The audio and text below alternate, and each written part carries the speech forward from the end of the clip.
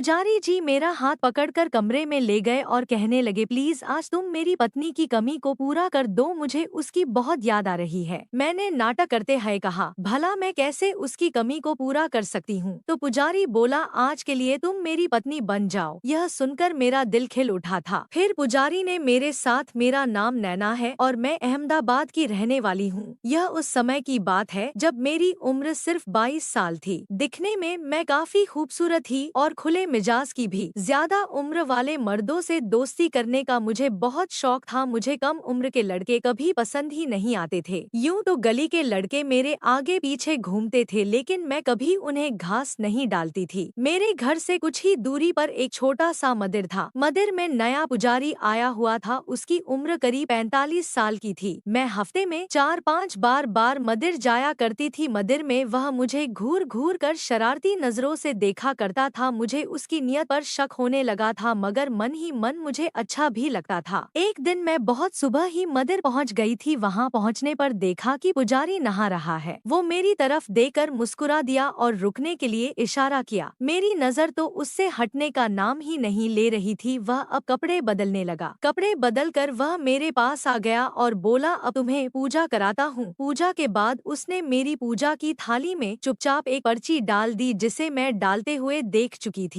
लेकिन मैंने उसको ऐसे दिखाया जैसे मुझे कुछ पता ही नहीं है। मैं रास्ते में वह पर्ची खोलकर देखी तो उसमें लिखा था, तुम बेहद ज्यादा खूबसूरत हो। यह पढ़कर मेरा दिल खिल उठा था। खूबसूरत तो मैं थी, लेकिन न जाने क्यों उसकी तारीफ से मेरा दिल अंदर से मचल उठा। मैं चुपचाप आप अपने घर आ गई और अपने घर के कामों में लग गई। फिर रात को मैंने खाना खाया और खाना खाकर सो गई। अभी मुझे सोए हुए थोड़ी ही देर हुई थी। मैंने सपने में देखा कि पुजारी मेरे साथ बहुत ज्यादा शरारती हरकतें कर रहा है और उसकी यह हरकतें मुझे बहुत अच्छी लग रही थी। अचानक से मेरा सपना टूट गया और मैं इधर उधर देखकर मायूस हो गई। मैं फिर से सो गई। मैं आज सुबह बहुत जल्दी ही उठ गई। मैंने सोचा क्यों ना मंदिर चली जाऊं, पुजारी से भी मुलाकात हो जाएगी, उसके भी दिल का हाल पता चल जाएगा, आखिर उसके मन में चल क्या रहा है। मैं जल्दी से नहाई और तैयार होकर मंदिर चली गई। मैंने देखा पुजारी फिर से वही धोती पहनकर नहा रहा था। इस बार नहाने में उसने बहुत ज्यादा देर लगाई थी और मुझे बैठने के लिए इशारा कर दिया। मैं वहीं से बैठी बैठी उसे घूर रही थी। थोड़ी देर बाद वह नहाकर आया और बोला, चलो मैं तुम्हें पूजा कराता हूँ। वह बार बार मेरी तरफ बड़े ध्यान से देख रहा था। पूजा करने के बाद उसने मेरे पास आकर धीरे से कहा, तुम बहुत सुंदर हो। मैंने कहा, पुजारी जी आप तो बाल ब्रह्मचारी हो, आपको ऐसी बात शोभा नहीं देती। मगर मैं भी तो इंसान हूँ, मेरा भी तो मन ही है, कभी कभी बहक जाता है। अच्छा यह बताओ कि जब मैं नहा रहा था तो तुम क्या देख रही थी? मैं थोड़ी शर्मा गई मगर हिम्मत करके बोली, कुछ नहीं पुजारी जी, मैं तो बस ऐसे ही देख रही थी। पुजारी मुस्कुरा कर बोला, बताओ मैं कैसा लगता हूँ? मैंने कहा, पुजारी जी आप तो बहुत भयंकर हैं, मुझे आपसे डर लगता है, आप तो बड़े खिलाड़ी लगते हैं। इस पर वह बोला, अरे चलो ना थोड़ी देर बातें करते हैं, यहाँ अभी कोई नहीं है। मैंने हाँ में सर हिलाया और हम दोनों बैठ गए। अचानक पुजारी जी मुझे देखकर बोले, तुम मुझे बहुत अच्छी लगती हो, मन करता है मैं अपने सीने से लगा लूं। तब मैंने कहा, लगता है आप बाल ब्रह्मचारी के नाम से बहुत मजे कर चुके हो, आप तो बहुत खराब आदमी लगते हो, मैं आपके बारे में सबको बता दूंगी। मैंने नाटक करते हुए कहा। पुजारी कुछ डर गया और कहने लगा, प्लीज ऐसा मत करना, मैं तुम्हें कुछ नहीं करूँगा। मैंने कहा, ठीक है नहीं कहूँगी। पुजारी को अब थोड़ी तसल्ली हुई थी। फिर पुजारी बोला, अरे अपना नाम तो बता दो। मैंने कहा, मुझे लोग नैना कहते हैं। अच्छा ठीक है, अब मैं चलती हूँ, लेकिन मैं कल शाम में फिर आऊंगी और आपसे और बातें करूंगी। और मैं मुस्कुरा कर चल दी। दूसरे दिन करीब 7 बजे शाम को मैं मंदिर गई तो देखा कि पुजारी जी अकेले बैठे हुए हैं। मैंने पूछा, अरे पुजारी जी आज कुछ चिंतित लग रहे हो? उस समय अंधेरा हो चुका था। मैंने उनके गाल पकड़कर दबा दिए, तब जाकर वह मुस्कुराए और मेरा हाथ पकड़कर कहने लगे, अरे नैना मैं तो डर गया था कि तुम मुझसे गुस्सा हो गई हो। मैंने नाटक करते हुए कहा, नहीं ऐसा भी नहीं है। मैंने कहा, पुजारी जी आपकी उम्र तो काफी लगती है, आपने शादी नहीं की अभी तक। वह बोले, शादी तो की है, लेकिन मेरी पत्नी गाँव में है। फिर पुजारी जी मेरा हाथ पकड़कर कमरे में ले गए और कहने लगे, प्लीज आज तुम मेरी पत्नी की कमी को पूरा कर दो, मुझे उसकी बहुत याद आ रही है। मैंने नाटक करते हुए कहा, भला मैं कैसे उसकी कमी को पूरा कर सकती हूँ? पुजारी बोला, आज के लिए तुम मेरी पत्नी बन जाओ, आज यहाँ कोई नहीं आने वाला है। इतना कहकर पुजारी ने मुझे अपने गले से लगा लिया। कमरे में बहुत धीमी रोशनी थी। अचानक पुजारी ने मुझे, अगर आप जानना चाहते हैं कि आगे क्या हुआ तो मेरे साथ जुड़िए, कल कहानी में दिलचस्पी और भी बढ़ने वाली है। और यदि आप इसे बिल्कुल भी मिस नहीं करना चाहते हैं तो पेज को फॉलो करें ताकि हर अपडेट आप तक सबसे पहले पहुंचे। मैं आपकी वही प्यारी फ्रेंड हूँ। मिलूंगी अगले वीडियो में। धन्यवाद।